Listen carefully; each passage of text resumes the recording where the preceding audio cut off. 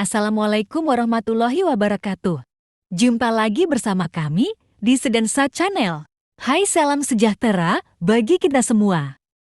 Kami akan berbagi informasi terkait aktivitas kami dalam menerapkan proyek penguatan profil pelajar Pancasila di sekolah. Ini adalah sekolah kami yang terletak di Desa Pelampangrejo, Kecamatan Kluring. Video ini dibuat untuk mengimplementasikan segala bentuk pembelajaran di sekolah yang terkait dengan proyek penguatan profil pelajar Pancasila di kurikulum Merdeka. Isi poster disesuaikan dengan dimensi pada saat D5 seperti beriman, bertakwa kepada Tuhan Yang Maha Esa, dan berakhlak mulia, mandiri, bernalar kritis, berkebinekaan global, bergotong royong, dan kreatif. Salah satu contoh poster ajakan agar siswa mampu menjalankan hidup bersih dan bebas sampah.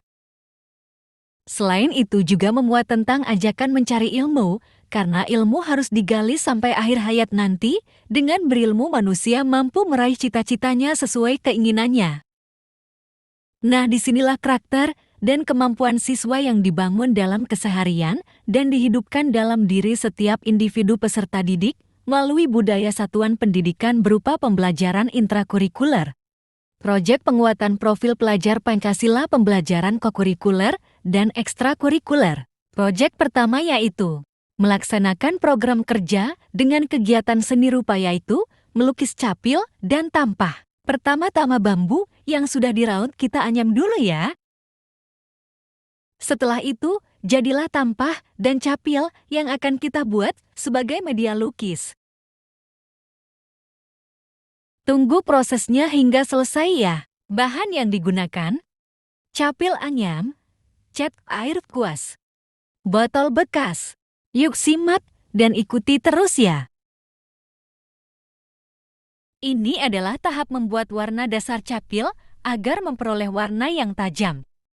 Ini Gibran, dia siswa di kelas 4 yang sedang membuat warna dasar capil. Ini adalah proses membuat pola sekaligus mewarnai. Proses ini merupakan proses yang sulit namun menyenangkan bagi siswa. Media pembelajaran menjadi penting dalam sebuah proses belajar mengajar. Banyak media belajar yang bisa dipilih, salah satunya seni lukis yang bisa menjadi media pembelajaran yang menarik. Agar tak hanya terlihat menarik tetapi juga efektif, seni lukis wajib digunakan di setiap pembelajaran di kelas. Nah, mereka tampak asyik bukan? Mereka bisa melukis sesuai isi hati dan keinginannya masing-masing. Mereka senang berkreasi sesuka hati, terlebih pelaksanaannya bersama-sama dengan teman sebayanya, mereka saling bergotong royong untuk menyelesaikan pekerjaannya. Mereka sangat mahir memilih dan memadukan warna agar hasil akhir terlihat bagus. Berkat kerja keras dan saling gotong royong, akhirnya pekerjaan mereka hampir selesai. Senang sekali bukanan? Ini adalah hasil karya siswa, bagus kan? Mereka senang dan langsung mencobanya. Selain mempunyai nilai seni tinggi, capil masih tetap bermanfaat untuk menghindarkan diri dari terik sinar matahari. Dan juga sangat bagus untuk diletakkan di dinding kosong guna memperindah ruang tembok yang kosong. Yuk lanjut ke proyek selanjutnya, melukis tampah. Sekarang melukis tampah. Ini adalah kegiatan kelas 5. Ini mading siswa, di mana sejumlah karya siswa, sebagian diletakkan di mading ini. Melukis adalah salah satu cara yang tepat untuk membentuk karakter siswa yang bisa berinovasi dan berimajinasi dengan baik. Diharapkan siswa mampu memberikan hasil lukisan terbaik yang mengandung makna P5 dalam kurikulum Merdeka. Ini bukti salah satu inovasi dan imajinasi anak berkembang. Mereka membuat lukisan yang bagus dan bermakna, misalnya melukis ikon atau simbol Banyuwangi yaitu gandrung. Selain gandrung, mereka juga melukis gambar lainnya sesuai keinginannya, seperti simbol batik Banyuwangi yaitu batik Gajah Oling. Ini adalah hasilnya, sangat bagus kan? Setelah peserta didik selesai mengerjakan pekerjaannya, mereka satu persatu menjelaskan deskripsi arti dan makna yang terkandung di dalam lukisannya. Setelah itu, guru menyempurnakan deskripsi peserta didik. Selain di dalam kelas, guru juga harus mampu membuat metode pembelajaran di luar kelas dengan tujuan mengajak mereka lebih dekat dengan sumber belajar yang sesungguhnya, yaitu alam. Siswa diarahkan untuk melakukan aktivitas yang bisa membawa mereka pada perubahan perilaku terhadap lingkungan sekitar. Memasuki proyek kedua. Di era abad 21 ini, banyak sekali inovasi-inovasi yang harus dimunculkan oleh guru. Saat ini, guru tidak hanya mengajar materi di kelas saja, tetapi guru harus bisa menumbuhkan karakter siswa dengan cara selalu mengingatkan siswa tentang nilai-nilai Pancasila yang terkandung di dalamnya. Selain mengajari peserta didik, guru juga harus bisa berinovasi terlebih dahulu ya. Selain peserta didik yang melakukan praktik, guru juga melakukan praktik, misalnya membuat poster dengan cara melukis dinding sekolah. Poster adalah karya seni atau desain grafis yang memuat komposisi gambar dan huruf di atas kertas berukuran besar. Pengaplikasiannya dengan ditempel di dinding atau permukaan datar lainnya dengan sifat mencari perhatian mata sekuat mungkin. Poster sebagai media publikasi yang terdiri atas tulisan, gambar maupun kombinasi antara keduanya dengan tujuan memberikan informasi kepada khalayak ramai, terutama menjadi media informasi berupa arahan dan bimbingan agar siswa menjadi generasi profil Pancasila saat ini. Selain itu, membuat poster dinding bertujuan agar siswa mampu memahami nilai-nilai kesenian dan makna kata yang tertera dalam poster tersebut sehingga mereka mampu menerapkan dalam kehidupan sehari-harinya. Poster ramah anak bertujuan mengedukasi tidak hanya murid, namun berbagai peran aktif pihak lainnya untuk turut serta mewujudkan upaya ramah anak ini. Semua pihak akan memahami bahwa perundungan itu hal yang buruk dan pentingnya menghindari kekerasan pada anak, agar siswa selalu ingat pesan yang disampaikan di dalam poster tersebut.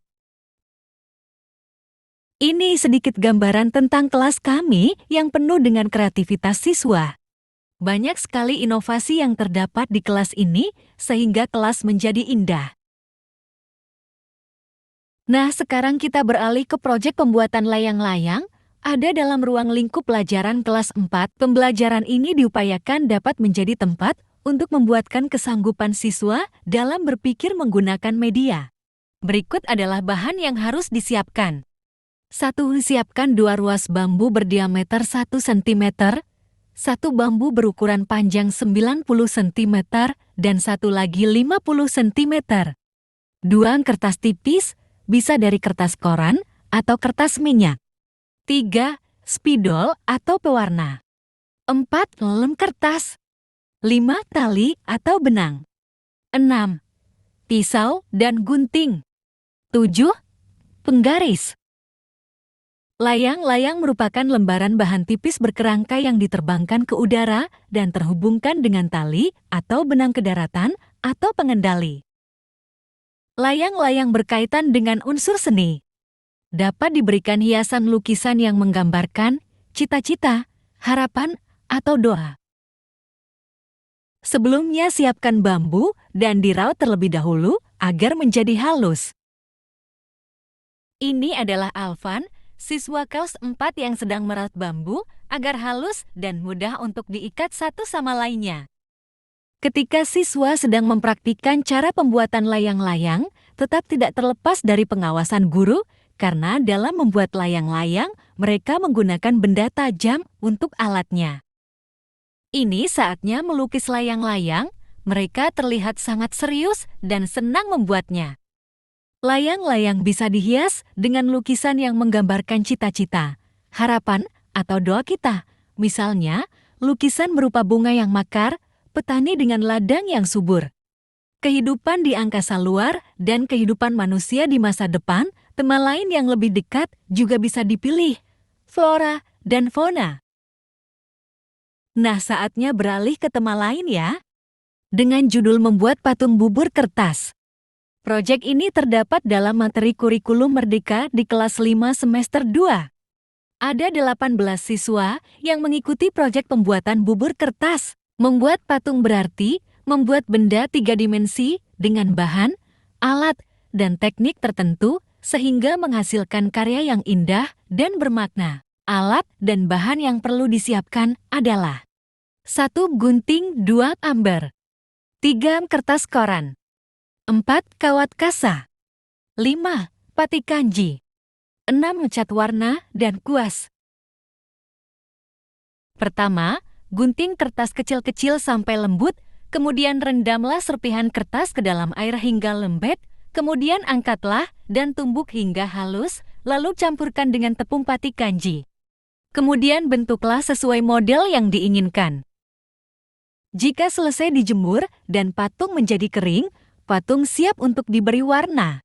Ini hasil kreasi siswa, mereka membuat patung buah seperti patung buah apel, buah jeruk, patung bentuk hewan seperti buaya, kupu-kupu, kura-kura, dan imajinasi berupa bintang dan bulan. Sekarang beralih ke aktivitas siswa lainnya ya. Ini adalah bukti bahwa siswa sangat senang dengan pembelajaran di luar kelas. Pada proses pembelajaran mewarnai, mereka lebih suka praktik langsung di tempat terbuka. Alhasil mereka mewarnai di tempat duduk dengan senang hati dan imajinasi yang hebat. Nah, sekarang kita menuju proyek selanjutnya yaitu menerapkan seni lukis ke dalam mata pelajaran pendidikan agama Islam. Diharapkan, siswa mampu mengerti akan makna yang terkandung dalam rukun Islam. Selain menghafal secara lisan, mereka menghafal melalui seni lukis yang menyenangkan bagi mereka. Untuk mewujudkan profil Pancasila Ketuhanan Yang Maha Esa, maka mereka menerapkannya dalam lukisan rukun Islam yang diwarnai sebagus mungkin dan dengan bentuk tulisan sesuai keinginan masing-masing. Saat itu, mereka mendapatkan hasil yang terbaik, ada juga yang hasilnya pas-pasan. Karena minat bakat mereka mengikuti dan mengerjakan sampai selesai, hingga mereka tidak mau beranjak kelas karena lebih antusias menyelesaikan tanggung jawab yang sudah diembannya. Ini hasil karyanya, mereka senang bisa mengerjakan dengan baik, terutama mereka senang kalau mendapat nilai bagus. Diharapkan, seluruh siswa lebih mudah dan mampu mengetahui materi yang dipelajari saat itu tanpa rasa bosan dan monoton dengan pelajaran yang setiap hari dikaji. Inilah hasil karya siswa kelas 6. Mereka antusias mengikuti proses mewarnai dengan baik. Selain itu mereka juga senang karena mereka mengerti tentang jumlah Asmaul Husna dan makna setiap Asmaul Husna yang mereka kerjakan. Melukis juga ada di materi kelas 3, yaitu tentang Asmaul Husna. Dengan mewarnai Asmaul Husna, diharapkan mereka juga mengetahui makna dan arti Asmaul Husna tersebut. Selain Asmaul Husna, mereka juga menuliskan lafaz Allah dengan harapan mereka bisa mengenal Tuhan lebih dekat lagi, terutama tentang keesaan Allah. Sekarang kita jalan-jalan ke Pantai Gumuk Kantong yuk.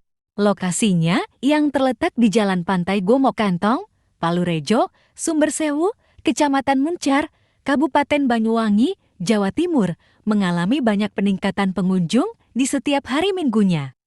Sehingga banyak menimbulkan masalah berupa sampah yang menumpuk dan berceceran. Nah, kemarin kita berkunjung ke pantai tersebut dan melakukan pembelajaran proyek P5 tentang kearifan lokal. Tema kearifan lokal ini memang dianggap mampu mewakili berbagai ekspresi dan motivasi para peserta didik untuk lebih mengenal, menggali, dan mencintai serta melestarikan entitas dari budaya lokal atau daerah. Di sini kami menuangkan nilai-nilai Pancasila dengan menjaga kelestarian laut agar nyaman bagi pengunjung dan kelestarian hewan lautnya.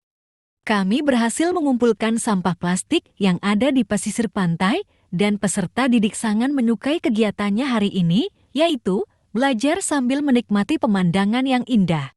Ternyata sampahnya ada yang organik dan anorganik, nah kita akan memilah membuat sampah sesuai jenisnya agar mudah terurai. Ternyata mengumpulkan sampah jika dilakukan bersama-sama, maka semakin ringan.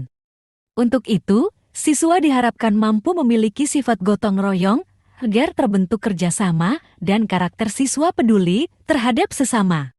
Nah, itu tadi adalah galeri sekolah kami yang sengaja kami rangkum untuk referensi. Semoga bermanfaat untuk semuanya. Kami segenap keluarga besar Sedensa mengucapkan terima kasih sudah menonton. Wassalamualaikum warahmatullahi wabarakatuh.